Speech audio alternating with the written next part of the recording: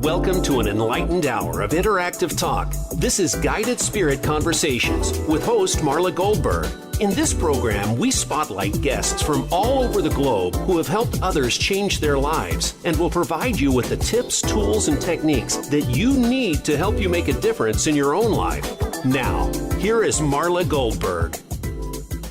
Hello, everyone. Thank you for tuning in. As you heard, I'm Marla Goldberg, and this is Guided Spirit Conversations. I am so happy to have the guest on today that we have for a number of reasons. But first of all, I need to give her props because she's in Sydney, Australia, and it's about, 2 a.m. right now? Yes, 2 o'clock. And so Denise Jarvie is a soul potential coach and mentor who specializes in helping people to release outdated patterns and behaviors and awaken their intuitive wisdom into their everyday life. Her wish for all is to alleviate inner suffering by uncovering, understanding, and I love this part, redesigning the motivations that determine behavior, to help all realize that lasting outward change begins within. Denise has written 2 oracle decks, The Flower of Life and The Secret Language of Light, that are available as an app as well as in decks, correct? I have the decks, Yes. I know that.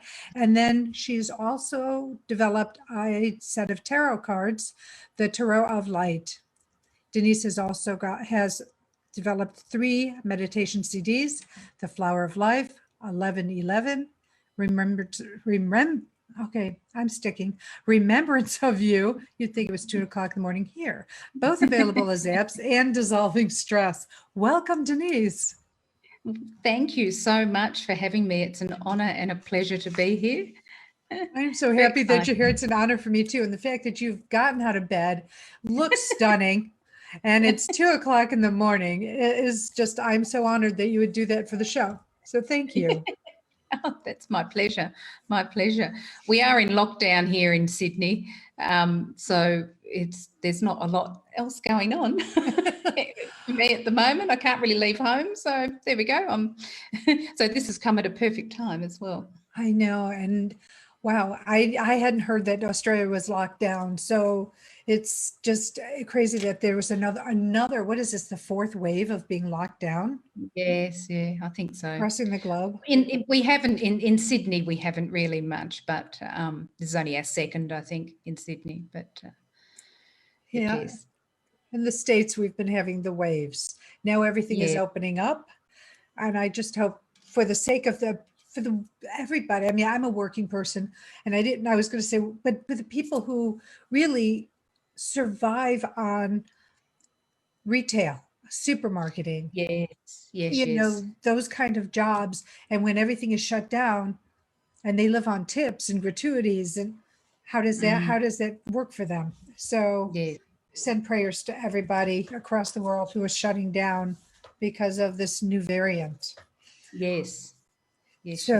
But let's get to you, because you are so fascinating. You've got so much, and we were talking, and I don't know if you want to stay in this mode of conversation or if you want to veer, but you were saying how when you were growing up, you grew up with depression and anxiety, and this was decades before you even started down your spiritual path. So, and how the depression, how you were brought up, though you were given everything materially, you didn't feel safe in your psychological or physical life, and how you dealt with it. So how did you then transfer what was going on with your heel to put the depression and the anxiety behind you? Yeah, I think my father fought in the Second World War, and my mother was an evacuee out of London. So I actually think both of them had PTSD. For my father especially, he was 18 when he landed at D-Day. So Wow. That was his birthday, the 6th of June. And both of them have gone now. But I think my father just wanted something different. So he kept dragging us around everywhere. So dragged us around a lot of England because we were English, and then eventually came to Australia, where he had 2 heart attacks when we arrived here, and he would have only been 40 at the time. And yeah, so poor mum and dad really were on the back burner a lot of the time, just trying to sort of keep themselves going. And they eventually made something of themselves here in Australia. But it was always very hard work, and there was never, my sister and I were never really, nothing was discussed with us. It was just, deal with it, sort of, your children should be seen and not heard. So a lot of that formed I never really felt psychologically safe.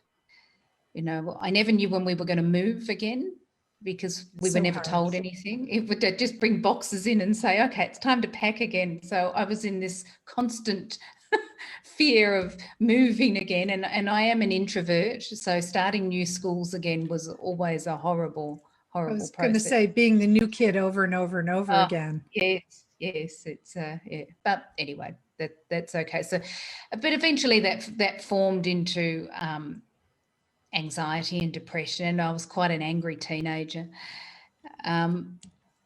And I left home very early and then got married fairly early as well. But towards the end of my 20s, of course, when Saturn returns, it's like Saturn comes along, turns you upside down and says, okay, so are you living the life you want to be living? And of course I wasn't.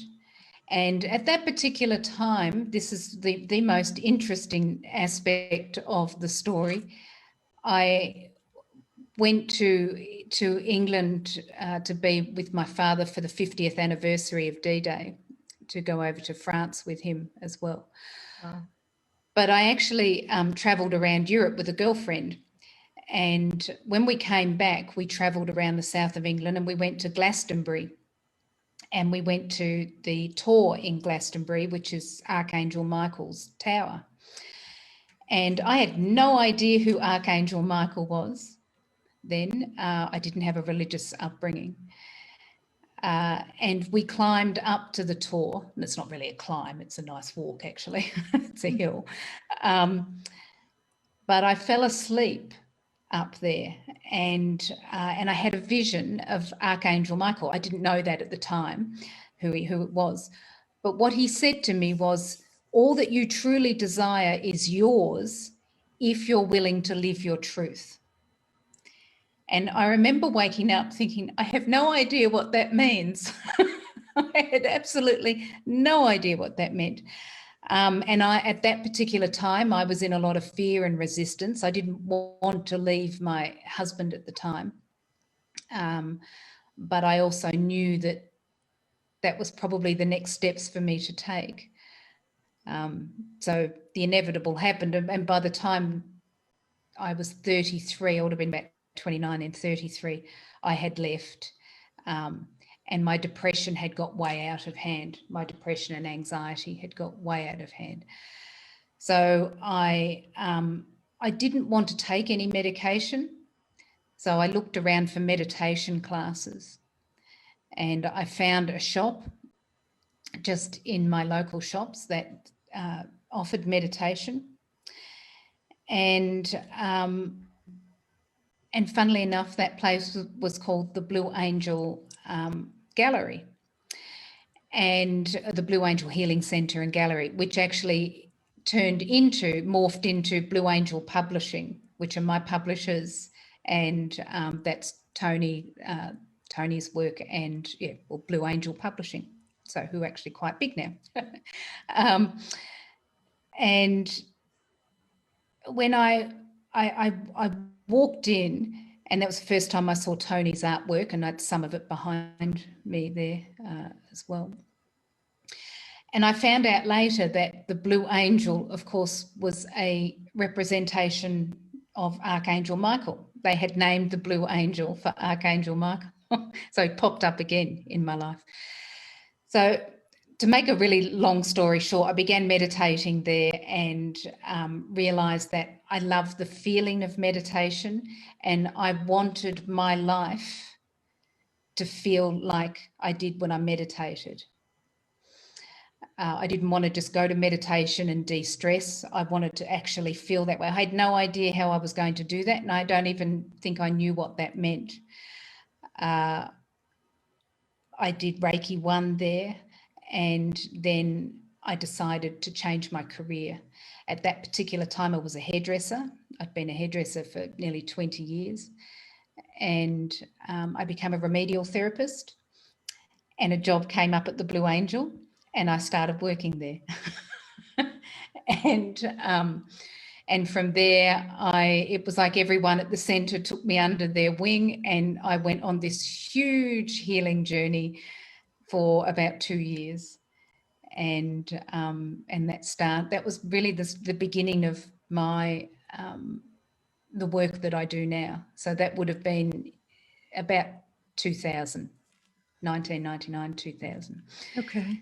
And then, of course, also watched Tony turn his first lot of paintings into a card deck, and then eventually it just became more, and more. So it was a really interesting time to see how it evolved from a healing centre into a publishing company as well. Is it still a healing center today? Do you know? They still have the healing center? His wife, I'm still friends with them.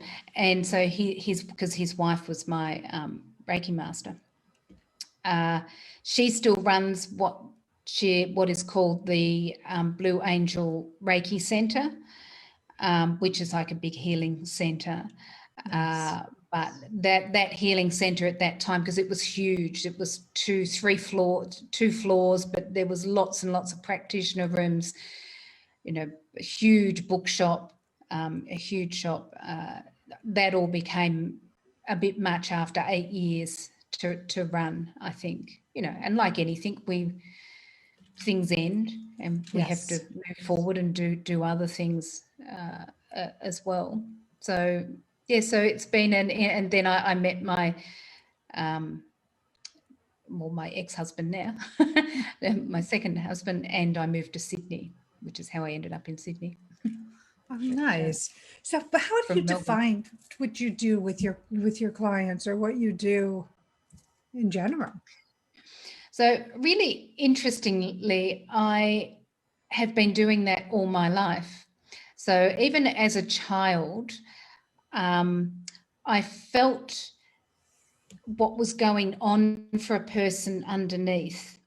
So I could never work out with adults, because the words that were coming out of their mouth did not match what I was feeling from them.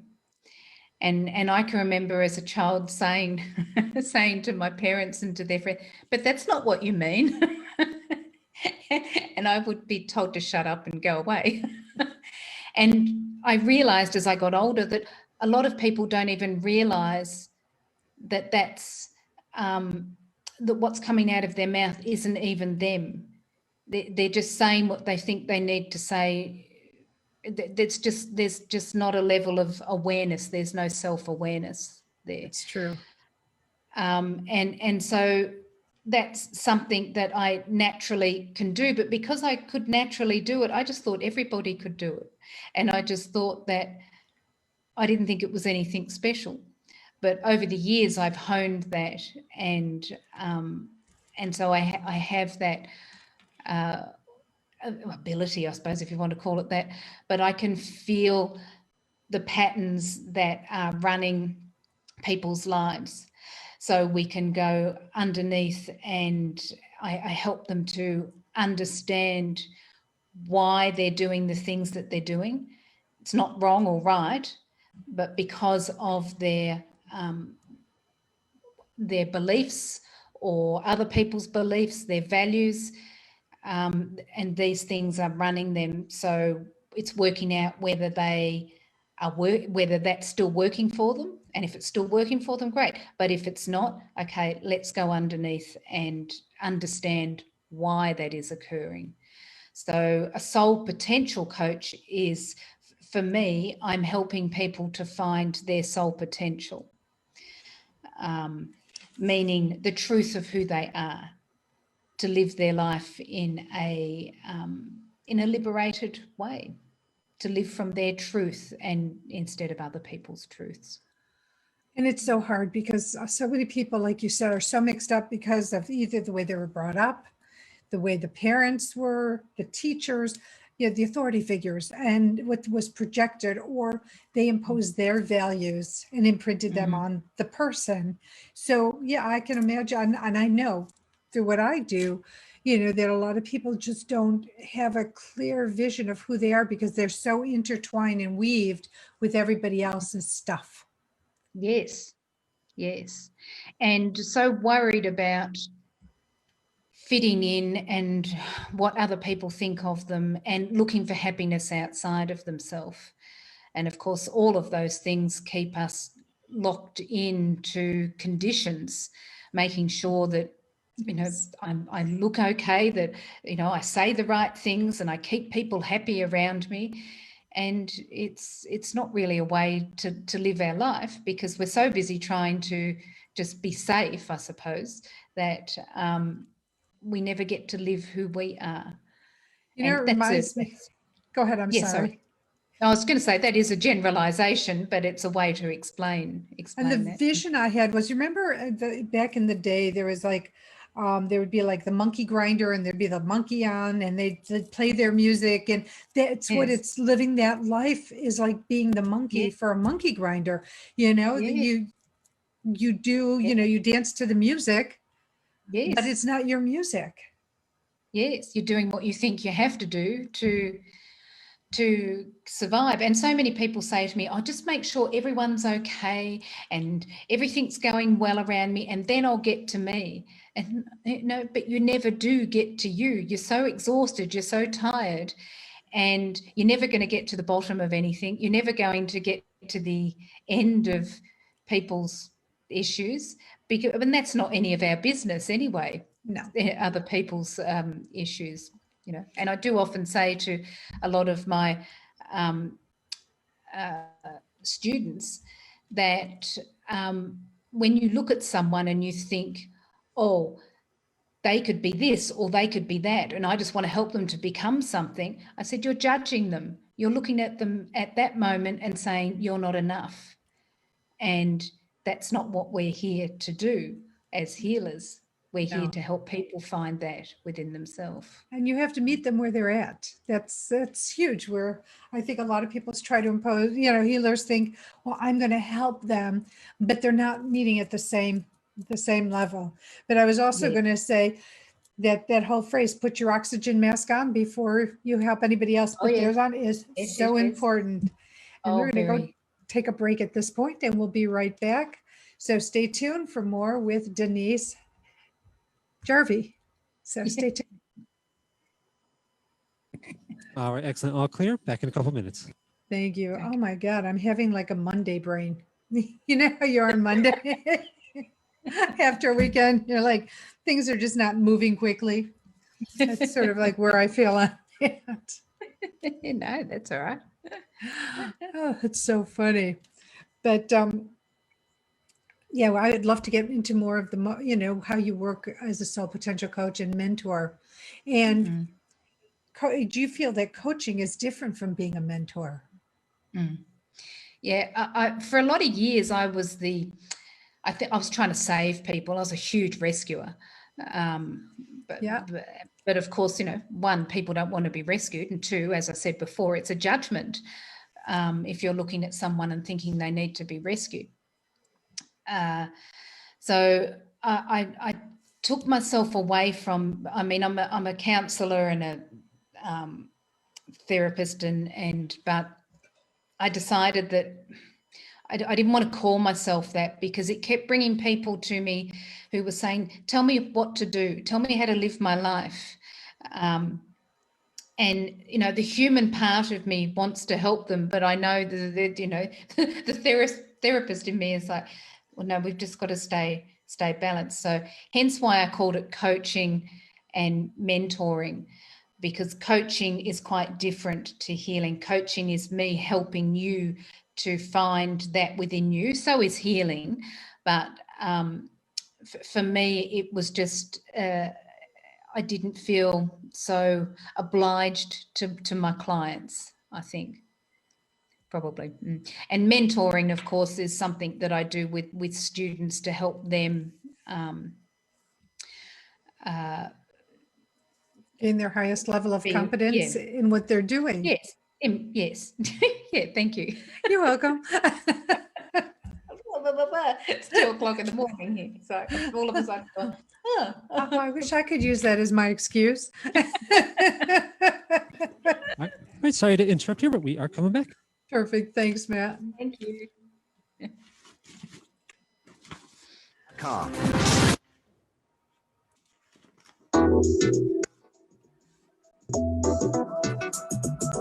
You are listening to Guided Spirit Conversations. To reach Marla Goldberg or her guest today, you're invited to call into the program at 1-888-346-9141. That's 1-888-346-9141. If you'd rather send an email, the address is guidedspiritconversations@gmail.com. Now, back to this week's program. Hello, everyone. Thank you for sticking around. If you're just tuning in, I've got Denise Jarvie with me. And Denise is a soul potential coach and mentor, which we were just talking about. She helps her clients and her students specialize in helping people to release outdated patterns and behaviors and awaken their intuitive wisdom into everyday life, which is so important for living a really full life, in my opinion. Denise also wishes for all to alleviate their inner suffering by uncovering, understanding, and redesigning the motivations that determine behavior, and to help realize that all lasting outward change begins inside. Welcome back, Denise. One more thing, check out Denise at denisejarvie.com. That's DENISEJARVIE.com to learn about all she does and about her oracle cards, her tarot deck, her meditations. She's just got a plethora of information, and it's a really pretty website. So check her out. Thank you. You're welcome. So we were talking about the difference between being a coach and a mentor. And I think what you were saying is great. I don't know if you would mind repeating it for those in the audio. Yes. So a coach for me is helping you to find, it's coaching you, it's coaching your soul to come forward so that you can connect to that and live your best life as well. Live your life from your truth, not what we think we have to live to be happy. To please everybody else around us. Oh, yes.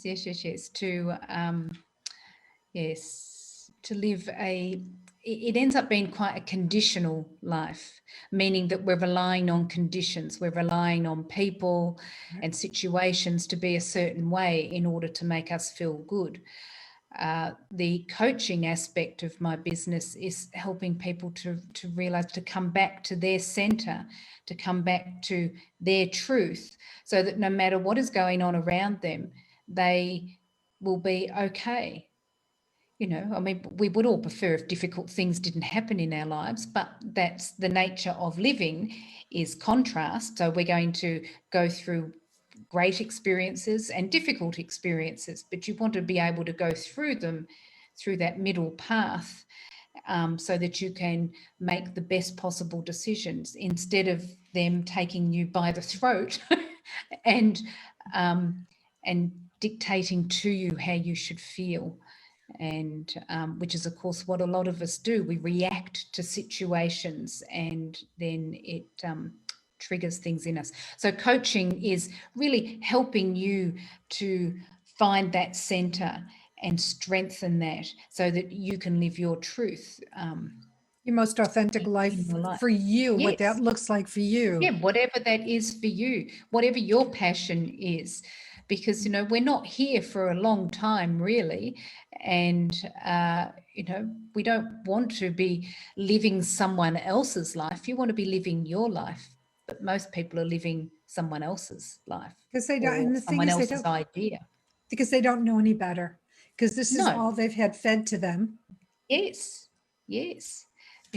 But we do know somewhere underneath there is that part of us that says, really? There must be another way to do this.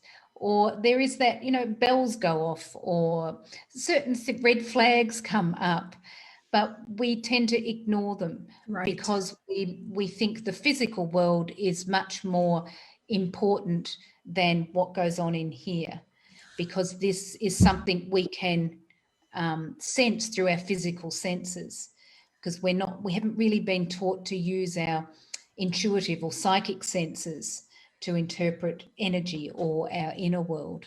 And how that's can something we? that I help people to do as well. Which is great, because you had said, and I sort of was brought up the same way, we weren't brought up with any information, religious or otherwise. There was nothing spiritual. And I know in my upbringing, you mentioned you or also had the same thing. And so a lot of people, I think a lot of families have sort of dropped the whole spiritual religious education so that someone could learn at least to whatever level and then be able to make their own decisions. And I think it's causing a huge conundrum for many people because they don't feel satisfaction in their life. They don't feel like their life is flowing, but they don't know what to do about it. And they're afraid that going down this path is going to bring them down the inauthentic path when it's truly the authentic path. Does that make sense? Yes. Oh, yes. Yes. And, we've become so disconnected from who we are that it's a bit of a long journey back sometimes, which again is what my coaching is about. It's about bringing people back to their center, to find them, because with this disconnection of the outside world is much more important. If people can see my success, I feel successful. As opposed to what I say to people, if you feel successful inside, it doesn't really matter what anyone else thinks. The reason that we often argue with people or we want somebody to agree with us is because we are insecure with that idea. Because if you were secure with that idea, it wouldn't matter what anyone else thought, because you just know that it's true for you. But as soon as you're not quite sure, we want others to agree with us, or we want others to see the physical. Yes, which of course just means that you're not really secure with that. You are insecure with it as well. So let's talk about how we bring the soul into this conversation, because you are a soul. I'm using quotes for those who can't see me, air quotes, that you're a soul potential coach. So somebody might say, soul potential, what does that mean? My soul has a potential? I mean, I know that answer, but let's answer it anyway. Well, I use soul because for me, the word soul is that part of myself that I could never really, it was a bit elusive. I couldn't really pinpoint it. I didn't know what it was, but I also knew that it was the truth of me. So what I mean by that is that, when you're younger and you just make those decisions based on you, before you have too many layers of other people's ideas and too much conditioning on top of you, there is that part of you that just does things. We watch children do it. They just play and they just do things. They don't give it the thought. They don't overthink everything. And I can remember, because my mother was very demanding in her anxiety and wanted everyone around her to be a certain way to make her feel good. And I can sort of remember thinking, okay, I'll just go along with this with Mum. I remember who I am, and I'll just act this way to keep her happy. But the problem is, whatever you practice most in your day becomes you. It becomes entangled with your everyday way of being, and so it becomes entangled with your personality. And then you end up living that. And then one day you wake up and you think, where did I go? And so for me, that's what the soul is. It is the truth of you. It is the light in you. It is your stream of consciousness. It's called many different things. It will always exist.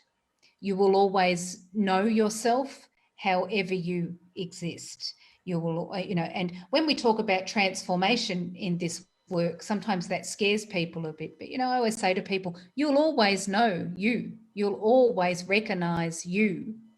Yeah. You're just becoming more of you. That's all. It's not like you just become someone different and you think, oh, who are you? And so the soul is, for me, it's your authentic truth. It's the wisdom of you. And in my card deck, the Secret Language of Light, I have the first card is called Your Soul Name, it's that card there. Oh, pretty. It's so for me, that's like the soul in the temple. I think that's shining a bit there. And it's called Soul Name, mainly because, and it is helping you to connect to your soul name. Now, that doesn't necessarily mean you have a name for your soul, but from a human point of view, I find it easier to communicate. We find it easier to communicate with a name other than a concept. And so the soul can often become a bit of an elusive concept. So if we can find a name for ourselves, it becomes a point of reference where you can meet your soul and connect with it. Because for me, having a conversation with my soul is like having a natural conversation with myself. Those conversations you have with yourself in the shower sometimes, or when you're driving, and they're full of insight and knowings, and you get deeper conclusions and you go, aha, you're actually having a conversation with your soul at that moment. Because you and your soul, soul talks, you and your soul are vibing at the same rate. And so Soul Potential Coach is helping people to get back to that place, to trust this in here. That doesn't mean we don't take any notice of the outside world, but it means that we trust, we listen to our voice, and we use it as a way to help us move through life. It's it's another tool. And our inner voice will always be true to our highest and best good, where our ego voice is not. That has to do with what somebody else might be projecting or telling you is good or bad. And, just knowing that, like, somebody says something for you, like, take this, but your insides are saying, no, that's not good for me. What do you listen to? The person or what's inside? It's the inside. That's your soul. It will never, ever steer you wrong. That's what I've learned. Yes. If you learn to trust it.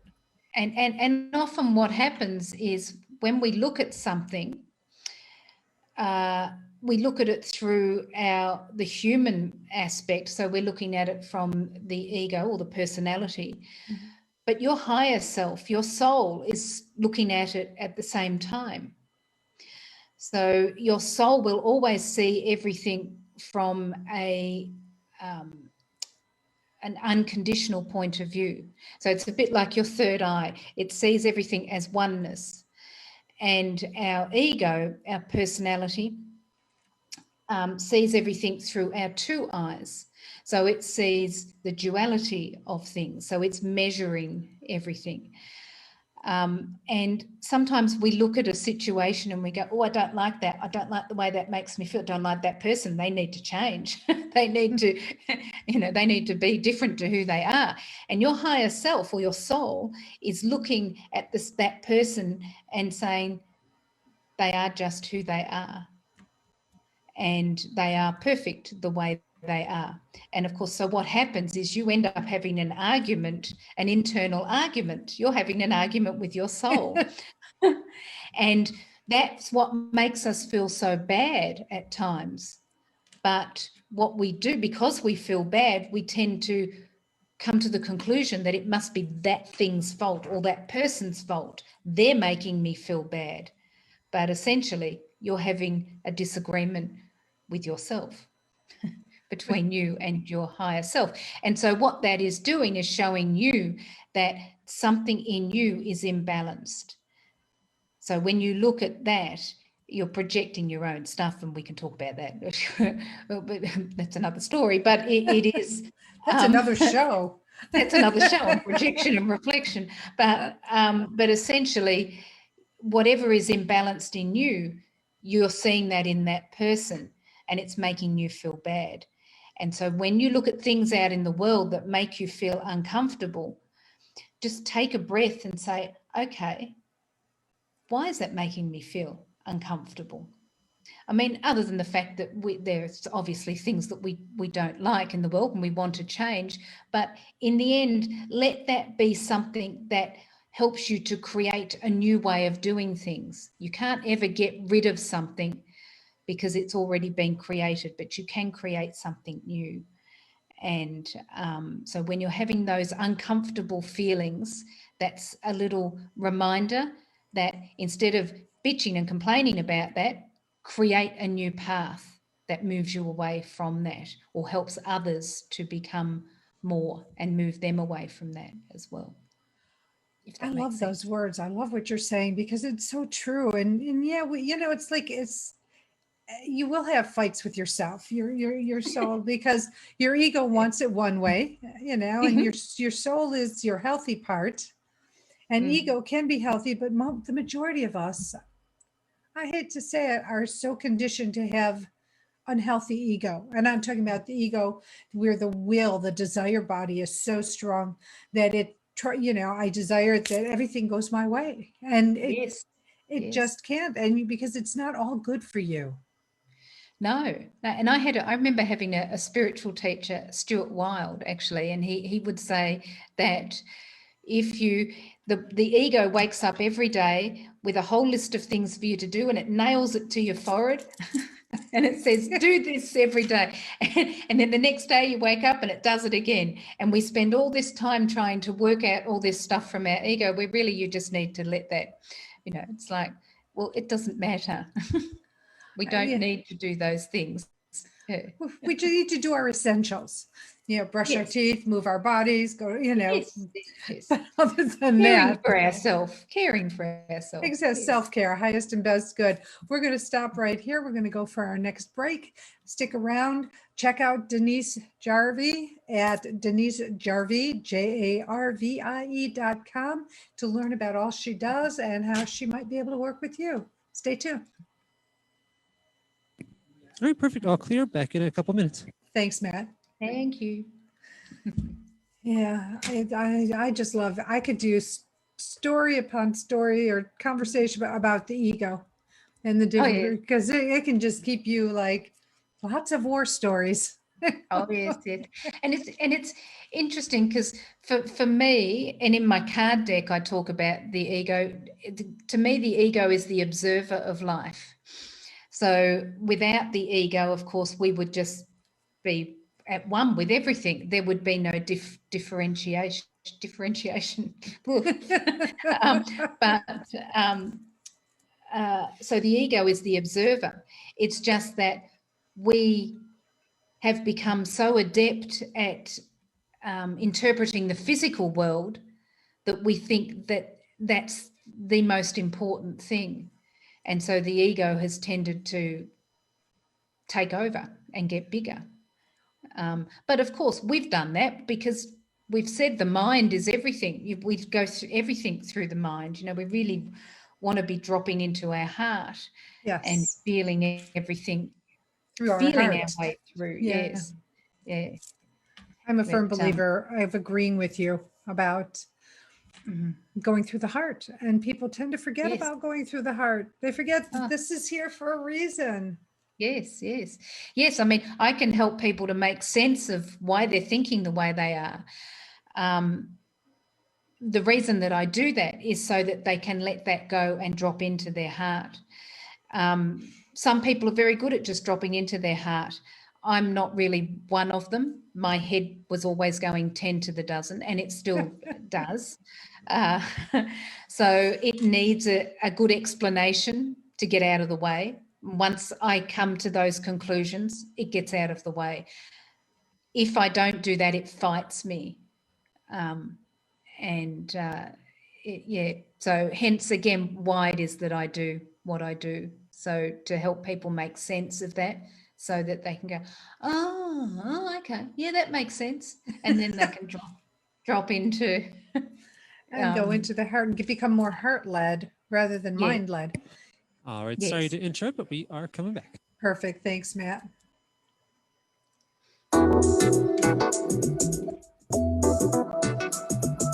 You are listening to Guided Spirit Conversations. To reach Marla Goldberg or her guest today, you're invited to call into the program at 1-888-346-9141. That's 1-888-346-9141. If you'd rather send an email, the address is guidedspiritconversations@gmail.com. Now, back to this week's program.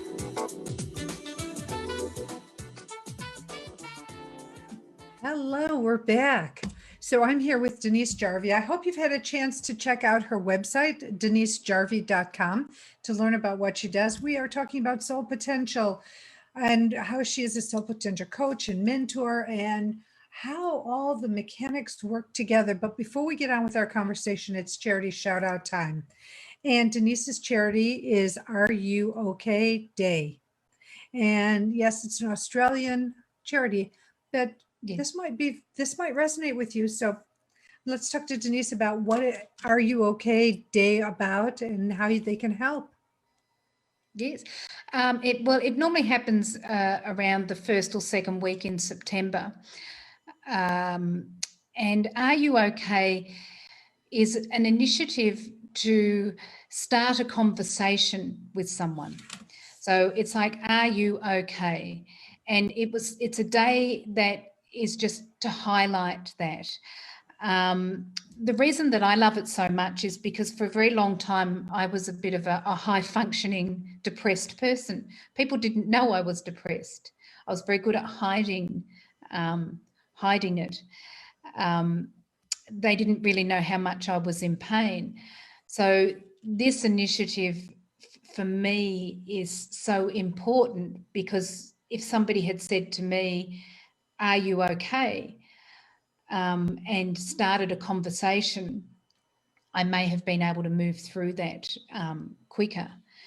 And the whole idea is a conversation could change a life. So you ask someone, are they okay? And then we listen without judgment. We just let people say whatever it is that they want to say. Then we encourage action, and then you check in later on down the line. But it's just a little reminder to just ask people if they're okay. And I just think it's a really nice way to keep connected to people without judgment, without people feeling like they can't talk about anything because of mental illness and all of those things. But it's an amazing organisation, and they have an enormous amount of resources on their website that are free as well. And it's a wonderful charity to really help people to just come back to who they are. And here's the thing, when you do that, when you ask the question, you bring out compassion for somebody, and they also start having compassion for themselves. Yes. That's powerful. I think it needs to be a movement. I think Are You OK Day should be an international something, really. Yes. And it is. It's a relatively new charity and organisation. So I'd say it's probably been around for about 8 or 9 years. I normally do a meditation at a nightclub of all places. One of my friends has a nightclub and he turns it into Are You Okay Day. He normally has puppies come in that need fostering or adopting, and as a way for us all to feel better, because we always feel better around puppies. Yes. And he has a yoga aspect, and then I do a meditation part, which is always interesting because this nightclub is turned into this little wellness hub for a few hours each year. But of course, last year we couldn't do it because we were in lockdown. And it'll be interesting to see what we're going to do this year. Well, I was But, going to say that Are You Okay must have been so powerful with COVID, with everybody being locked down, because people, and we were talking about this before the show, how people have not been handling what's been going on well. And it's been affecting their mental health and how they look at themselves and how they feel about themselves. So this Are You Okay movement really yeah. is coming at a perfect time. Yeah, and it is lovely for me. It's just lovely for people to just ask the question, really, are you okay? I think it's like the people that go around giving free hugs. Are you okay? Here's a free hug. Yes, Wear your yes, mask. we can't do at the moment, yes, with social distancing, but anyway, I'll give you a virtual hug. Well, the energy does go. You do go through, It even with does. 6 feet, you go through some of Yeah. those layers. Yes. So you Probably can more feel it. so sometimes. Please check out ruok.org.au and learn more about this really phenomenal not-for-profit to help other people and to care about other people and their well-being. So I Yes. think it's beautiful. Thank you for sharing that, Denise. So I have a It's quick question. Let's talk about why we don't remember our soul's wisdom when we're reincarnated. You know, we make our agreement, our pre-birth agreements. Well, it's that's something that is often asked me. People say, "Why can't I remember? Why don't I remember? It would make life so much easier."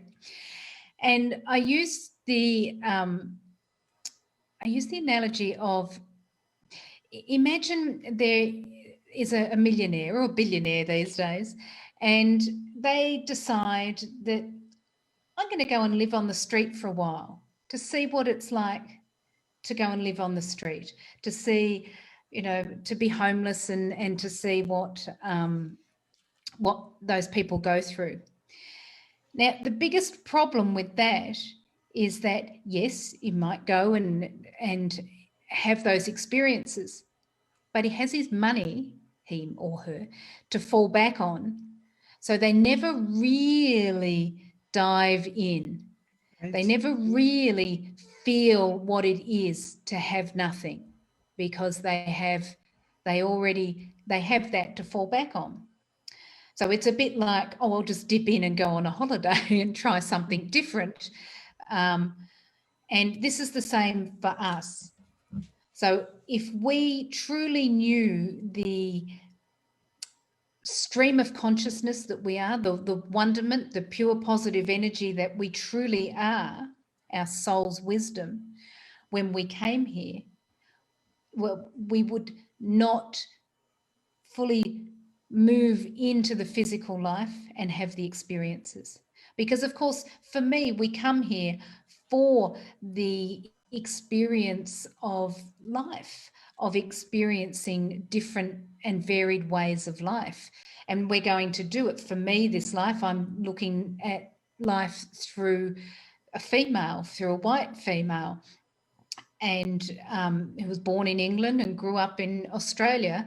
And that's how my soul is looking out through all of my cells, through every part of me. And that's the experience that it is having.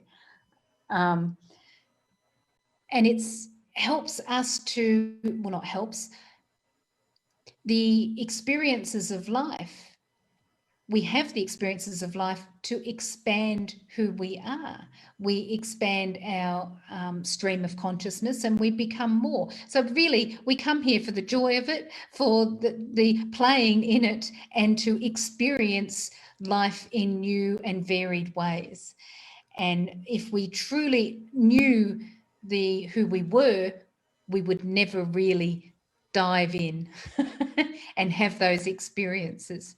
So that was a bit of a long-winded explanation, but it was a great explanation. It's a great explanation, because the reality of it is, you're right. I mean, if our pre-birth plan, if we remembered it and remembered all our experiences, well, we wouldn't live life the way we need to, number one. Number two, we would not learn the things we need to learn to ascend to the next level.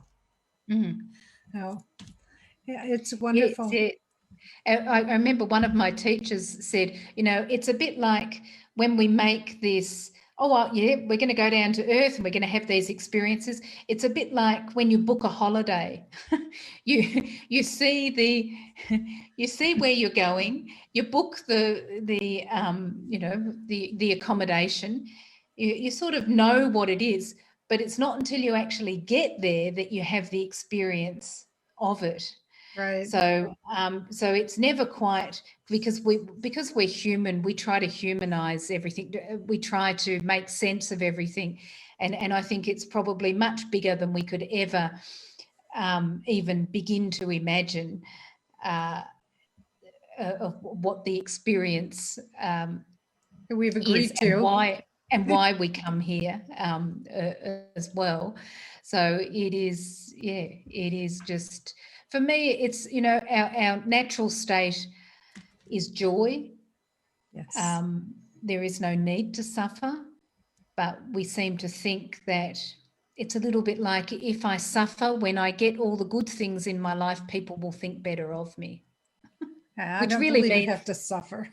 No, of course not. But of course, what that says is that what other people think of me is more important than what I think of me. Going back, and we go round back to where we had that beginning conversation. Denise, Yes. This has been such a wonderful conversation. I am, again, so grateful that you got up when you did. I mean, now it's like almost 3:00 in the morning your time. 3:00 in the morning, yes. so many props to you. Thank you, thank you, thank you. Oh, no, and my I pleasure. love this conversation. I'd love to have you back and do more of it. Yes. But after you've been able to catch up on some sleep. But thank you. So appreciate you. Thank I want you to so say much. thank you to everybody at Voice America for all you do, for getting my show up and on the air, and the professionalism you use and the expertise. And I'm so grateful for you. I'm grateful for Bridget, my assistant, my right hand, my left hand. What would I do without you? Thank you so much. And I want to thank you, the listeners, for taking the time out of your day, out of your life, to participate in the show through either listening or watching it. And I hope that you get what you need out of the conversation. Now for Denise, please check out her website. I'm going to tell you once again, it's Denise Jarvie, JARVIE.com. See all she does, her oracle deck, her tarot, her meditations, and they can be so helpful for you and your soul. And check out my website, MarlaGoldberrg with 2Rs.com, and see everything that I do. And as I leave you, I'm going to leave you with a question. And the question for today is, what are you doing for you to care for yourself during all the confusion and chaos that is still evolving around us with COVID, places being shut down? So what are you doing for your highest and best good, for your mental, physical, and emotional help? How are you taking care of yourself? Yes. Well, the first thing is I meditate every morning. And when I talk about meditation, I'm taking the time to just reconnect with me. That's what meditation is to me, reconnecting back to my soul, so that I'm going to step out into the day in a balanced point of view. Because if I don't do that, I tend to start the day unbalanced. And that's when we have those days, when we might kick the cat or fall over something, or I call them the Weeble days. Yes, yes. So if you can take 5 minutes in the morning, which is what all I do, is to just breathe and just come back to my center, come back to my heart. And that's the biggest thing, because then my day flows from that and I make decisions from that place. Thank you so much, balanced Denise. place. I so appreciate you sharing that with the audience, because it's so important that this is meditation is huge, even whether it's for 2 minutes, 20 minutes, or 2 hours. You'll get whatever it is you need out of the time you're able to put in, and you're never shorting yourself when you get quiet. So thank you again. Well, everybody, I look forward to seeing you next week. And until then, as always, I send you love, blessings, and gratitude. If you haven't heard these words today, I love you. And I am so grateful that you're in my life in whatever capacity you're in it. So stay well, stay happy, stay grateful, and I'll see you next week.